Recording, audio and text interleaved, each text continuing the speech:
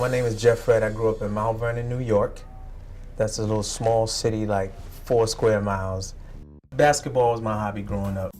Music just happened to come into my life. It was always in the background, but then it came to the forefront, and I said, yo, that's what I want to do. When my sister and I were young, my father would have us sing and dance when people came over. So if company came over, my sister and I knew we had to perform. So it was a song back then by a group called Chi Chi and Pepe. The name of the song was I Know I'm in Love. And they would go, I know that I'm in love. Yeah, baby, would be my part. And then my sister would come in after that. So I guess early on, my father knew that, I had some musical talent. I went on to start my own record label, which is Soul World Records, which still exists today. I went on to win Grammy Awards, television, and I'm still going. When I was 8 years old, I went to school one day, and when I got home, my mother had told me that my father had a heart attack. But he was alive, he was in a hospital, but we were too little, we weren't able to go see him. So that night, at 8 years old, you know when someone is sick, but you just think your father's sick and he's in a hospital.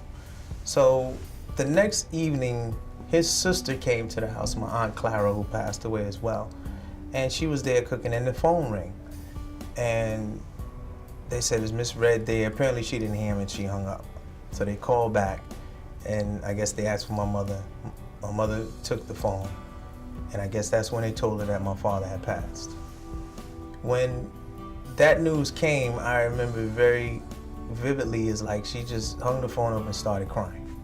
So me being 8 years old, I started crying. I didn't know what was really going on, but my mother was hurt, so I was hurt. And the worst thing that someone had said to me at that point was, now you're the man of the house. 8 years old, what is a man? So in my mind, a man was someone who didn't cry. If he had a problem, he worked it out himself. He had to always appear to be that everything was okay. So growing up through life, that's the thing that, it affected me later on in relationships and all kinds of things, because if I have a problem, I'm not going to talk about it. I'll figure it out. And they say, well, let's work it out together. I'll figure it out, because that's what I thought a man was. I know that it's something very traumatic that you really don't know what's going on, but eventually you'll find out that what has happened to him has affected me in my life, because now being the man of the house, I gotta make it. My mother was very old school, and she worked hard. She worked 2 jobs to support my sister and I.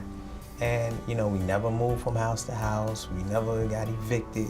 To see that too just showed me that it took a strong woman to raise me. She couldn't raise me to be a man. She taught me all the right things to do as an adult and as a human being.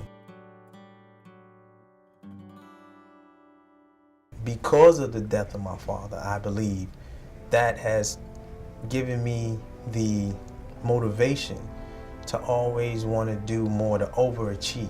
I wanted to be a singer, a writer, a producer, an executive, and have my own situations. So it was actually a bad thing, but it was a motivating factor in my life to make me say, yo, I'm going to be on Soul Train. I'm going to work with top artists. I'm going to help other people. The death was, I miss him every day, but the death was something that actually motivated me to want to do better, to want to take care of my mother. I finally eventually bought her a condo. All the things that I wanted were able, I was able to do, based on, my drive. And of course, I always give the honor to God. But it was always because of that in the back of my mind, you gotta take care of everybody. And to this day, I'm still taking care of everybody. The death of my father has played over my head early on, but then it just went away and I just went ahead on with life. I didn't know a lot of guys who had lost a parent, because most of the guys that I grew up with, they had a mother and a father. 24 years later, I'm 32 years old, on a plane, going from LA to DC, and I was watching this movie called October Sky on the Plane, and the guy's father left him. So right then, I guess something triggered inside of me that my father was finally gone and he had left me, and I started crying like a baby on the plane, saying, why? That's when I finally dealt with it 24 years later. I remember, never forget, one day we was outside. He was watching us from outside, and we were playing with the kids, and the kid had a bike.